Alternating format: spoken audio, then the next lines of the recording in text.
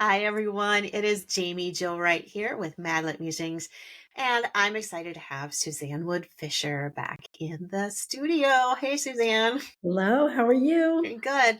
I think it's kind of funny. I'm like back in the studio, except we're like separated by thousands of miles, so I'm not sure how that works. But And hey, you have a cat walking behind you in your I studio. just.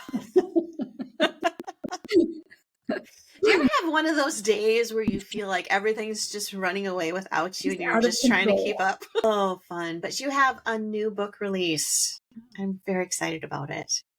I am too. I'm really pleased. This is called The Healing Touch, Hmm. and is the first book about a character who's been in a number of backstories, because all of my Amish fiction takes place in the Hmm. same little town of Stony Ridge, Okay. which is kind of fun because it's Yeah. almost like a big family. Yeah. Big family Yeah. is like a small town, or a small town is a big family. Hmm. And so this is a story about a doctor who had been raised Amish. Okay. She left because she really wanted to pursue higher education, and she also had a lot of conflict with her mother. Hmm. That's in the backstories as well. Her brother is the bishop of the town. Okay. So she has kind of gone full circle after leaving, and really leaving, Hmm. to coming back, and now she is really a doctor to the Amish as well as Okay. non-Amish, but Okay. she's a doctor who understands them. She Hmm. speaks their language, Hmm. and she believes in making house calls. She just Mm. believes that when I'm in someone's home, I am catching things that I would miss in a 15-minute office visit. And Hmm. so that's kind of the premise of it. She's called Doc, Okay. highly respected. Really, she's about probably my age, in midlife, and, um, and has a late marriage, never had children, but Okay. is very involved in her brother's life. And it's just sort of a fun. I love using a seasoned woman to Yes. unroll stories, because Yes. the one of the many things about growing older that I think is really wonderful is you just see how things play out. Mm. You Hmm. see how things go. And so to be able to put that into stories, I think is really fun. I'm Yeah. having a lot of fun with that. I had an That's interview awesome. the other day that a woman said, "Why do you have so many women in their late 50s?" And I thought, because they have something to say. Because they need representation too. And they have earned the right, Yes, they have. They have. Well, I do think though, when you think about that audience and that demographic though, there really is, I mean, that's a huge part of the readership nowadays is people, in that 35 on up spread of age. And that's not like life stops after 35. We have a lot of life to go, a lot of things to experience. In fact, I started something new in January where I send out to those who want it, Hmm. something called Uplift, and it's a Okay. Friday newsletter. Oh. And it's a thoughtful reflection on something that's happened. I Hmm. also add a recipe, which is the Hmm. top downloaded thing. That's the most I've heard that about recipes. People who do recipes that like people want that's what them. people want. Tell me what to make for dinner. And then, I'll add a podcast, I'll add a TV show, just kind Hmm. of a current thing. Sure. So one thing I have loved about it is that it creates a conversation with my readers, which is Mm. really good. And it's so different from just throwing a newsletter every now and Yeah. then that I've got a new book out. Yes. This is ongoing, and there's an invitation to talk via new email. Hmm. Okay, here's what I'm getting to. There are so many remarkable women in their Hmm. 80s and their 90s who are very computer savvy. They are Yes. intense readers. They are some of the smartest people. They're so with it. And if nothing else, I think it is just so fun to see that population Hmm. and to look forward to it, that there is Yeah. a lot of good things ahead. There really is. And the thing I love about the population that we're talking about, you also have a lot of the readers who have reached an age of retirement. And so often I think in our culture, we're kind of like, oh, you're done. You've Yeah. either succeeded or you've not. And now you're in your golden years. But one of the things I love is I'll get messages from readers within that age group. And one of the things they have and purposefully make time to do is the time to pray and to encourage Mm. the author and other people around them. And I don't know how many times I'll get an email from someone in the older age bracket. And I just kind of want to do that whole like, I want to sit down. I want to have coffee with you. I want to learn from you because you've experienced years that I haven't yet. And there's so much that can be learned from people who have already gone through Mhm. things that are still yet for me to go through, and vice versa all the way down. So I love seeing the different age groups within novels. I think it's Mhm. great. I think it's great. So Ruth or Doc, which I noticed is spelled DOK Mhm. on your website. Is that because of the Amish German influence? Exactly. Okay. Okay. That's cool. Yeah. So you have another character named B who faces a breast cancer diagnosis. Well, so this story is Okay. really about three women, and Okay. Doc is the main one. Okay. She's the one who is over helping everybody because that's Okay. just her nature to Hmm. sort of step in and Hmm. overhelp. And one of the persons that you mentioned is Bea Bennett. Okay. She is new. She's not Amish. And that's where I kind of Okay. think of this book as a hybrid. I don't think of it as strictly Amish. It's Okay. really got both because Doc is Okay. the doctor to both. Right. And I like that. I think it's kind of fun because I like being able to look at the Amish through outsider eyes Hmm. and just talk about insights and things that you wouldn't talk about if you were just Yeah. was your culture. So Bea Bennett is new to Stony Ridge. Okay. She had just moved in. She and her husband, he retired, Hmm. and he dropped dead very unexpectedly. And she is suddenly left in a brand new community, a brand new house, one that really isn't even unpacked yet. Okay. And not only grieving deeply, that's the loss of just everything that they thought Yeah. was Yeah. coming. Yeah. Then she gets a diagnosis of breast cancer. And so she also is trying to navigate that. And this is where Okay. Doc mightily overhelps for in many ways. One thing about Bea Bennett that is I had so much fun with this. Okay. Her history is as a Olympic elite equestrian. So she Oh has moved to my. Stony Ridge with her horses, and they are Okay. these beautiful horses from the lineage of the horse that went to the Olympics with her. Okay. And I learned so much by interviewing different people who've had this experience of what breeding this kind of a horse is like. And in Hmm. fact, I bet you didn't know this, breeders tend to be hoarders. Interesting. They hoard genetics. They have a very hard time. Oh. Oh, interesting. So a lot of Bee's story is that she can't let go of her horses. She can't let go of her husband's possessions. She can't let go Mm. of, of the life she was meant to have. So Yeah. Doc, being Doc, decides that, oh, she needs to connect with this Amish woman who is just a spitfire. And it was so much fun because this Fern Lap has been in a number of other books. She's just Okay. a woman of few words, but man, does she hit the mark. And Doc just keeps bumping them together, and Bee just almost leaves angry each time she visits Mm. Fern, and yet something pulls her back in. Yeah. And like one example is she says, "Well, how did you handle it when your husband died? What did you do with his possessions? Where are they?" And she said, "Well, this is true to the Amish. Well, by the end of the day, we had an auction, not the end of the day he died, but just within a very short time, Yeah. everything's gone because in their mind, he's not going to use these clothes anymore and they need to be used. And here B can't, she still has this everything in their closet, Right. she Right. the last thing he touched, the last thing Yeah. he had, Yeah. things like that just kind of shock her Mm. into making some little bit of changes. So that's B. Bennett. Really fun. Okay. There's a romance Okay. brewing in her life as well. Okay. Again, Doc overhelps in that area. I think I'm gonna really like Doc. Yeah. She sounds a little bit like I think I would have a tendency where I want to help so much, I'm just kind of helping too much. But she's not like a busybody. She's not a Yeah. overly curious. She's just like, Jamie Okay. Joe, we got to get you, kinda. Um, so then third character is an Okay. Amish woman. Okay. That's the one who is on the cover, though she does not actually have this baby. But Okay. her name is Annie Fisher, no relation. Okay. And she is Doc's assistant. And she's Okay. a fantastic assistant.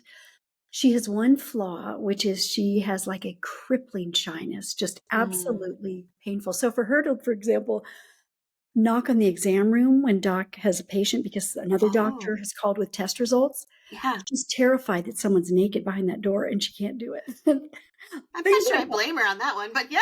that. She's a really a neat character, but she has this Yeah. moment where, and the baby is in a part of the story. The baby was an abandoned baby Okay. Doc found on her doorstep at the office.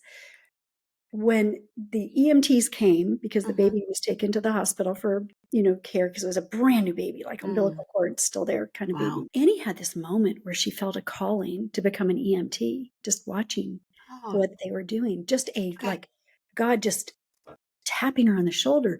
Mm. But here and there are Amish EMTs, Okay.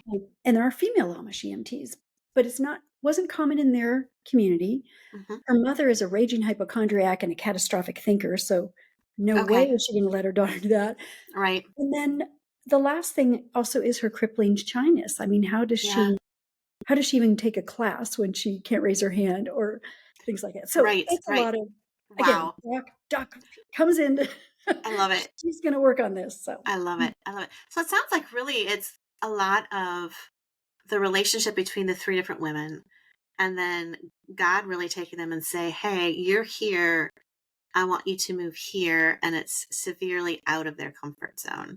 Am I correct? I think especially for Doc, because Okay.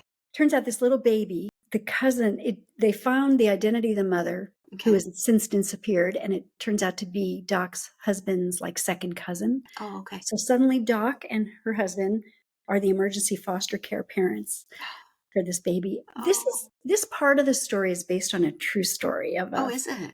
couple that took on like a second cousin, Okay. a familial Mhm. connection, Mhm.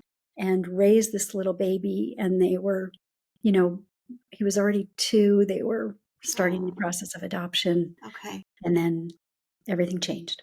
Yeah. And same thing in this story too. And Okay. it was my friend gave me permission to use it, and a lot of details have been changed, but I Sure. just feel like, well, you meant that great comment about God is pushing people out of their comfort Mhm. zone.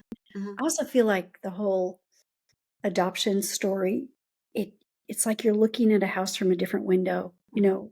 The foster care side is different from Mhm. the biological parent side. Mhm.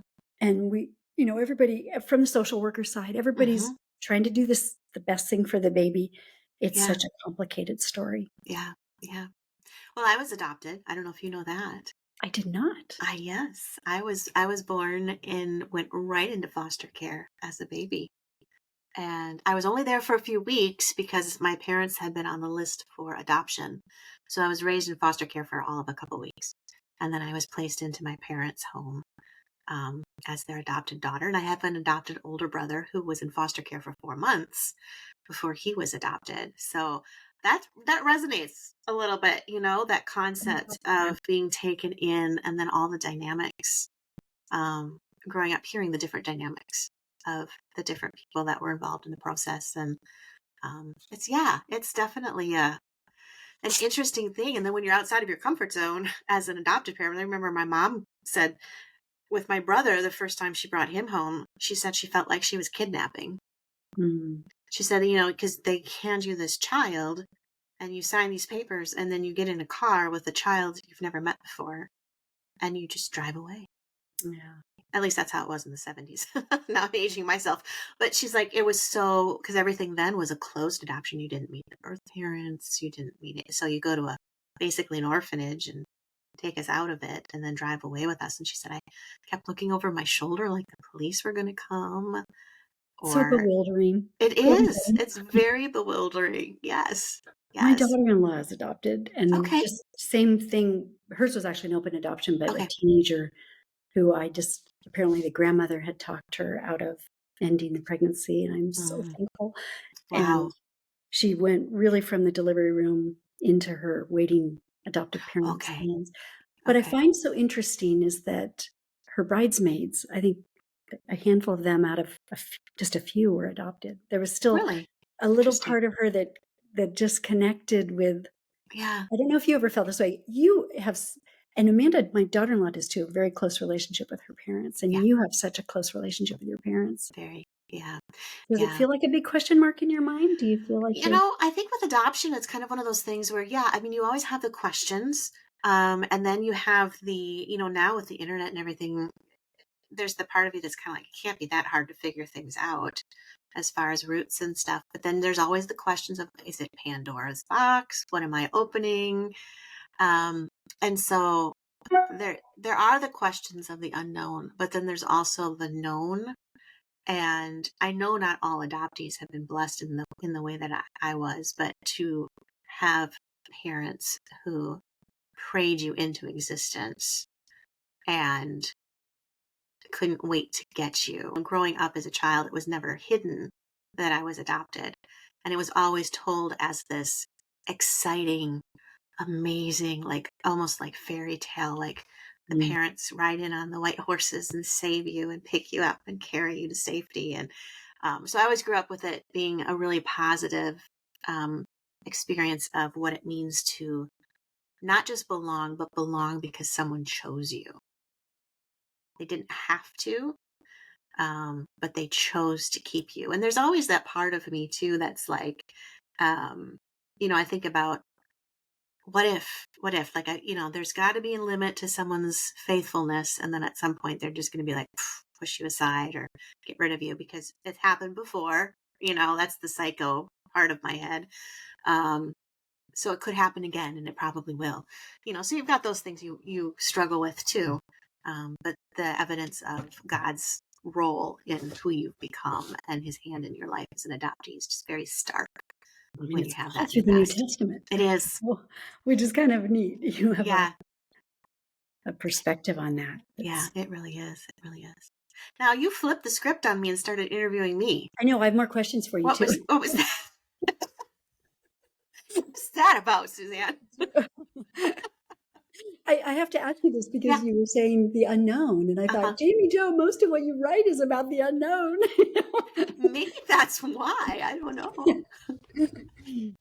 Yeah, there's always the unknowns. And yeah, it's interesting that you bring that up. I'm like, maybe there's a parallel that I didn't realize that was deep in my psychosis. But I think there's an element of the unknown. How do I put it? That there is the unknown. Like, I look at my daughter who knows her parents. She doesn't have the question marks of who else Mhm. is still out there that she doesn't know, but yet she knows that they know her or they know of her or she somehow touched them. She doesn't have those elements to think of. And so as an adoptee, as you grow and you get older, you're like, I know there's a whole segment of individuals somewhere that has a connection to me, familially, if that's a word, we're going to go with it, that they're probably in a way bonded to me, or maybe they don't want me to show up. I'm not sure. And those are the unknowns. There's the little closet doors that you're scared to open because you could open it and it could be beautiful, or you could open it and the monsters could jump out and you just don't know. And that is your books. And that is my books. You're right. Wow. Wow. Well, thanks for joining us today on Madlit Musings, where we've analyzed Jamie's psychosis and come to a conclusion as to why she writes what she writes. I'm not even going to charge you, Jamie Joe. Gee, thanks. I feel like I've gone through therapy. You're welcome. I'll just go out and buy like 25 copies of your book, and that'll be get them all away. But I will say, I suddenly have a deeper kinship with the baby on the cover of your book. Oh, good. Just knowing that that's a little abandoned infant. And then you look at somebody like, Annie, who's on the cover, and she's struggling with her own things, obviously.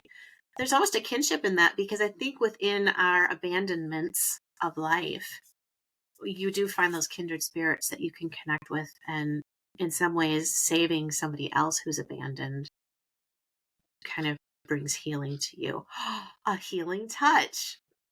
Oh, that was unplanned. It really was unplanned.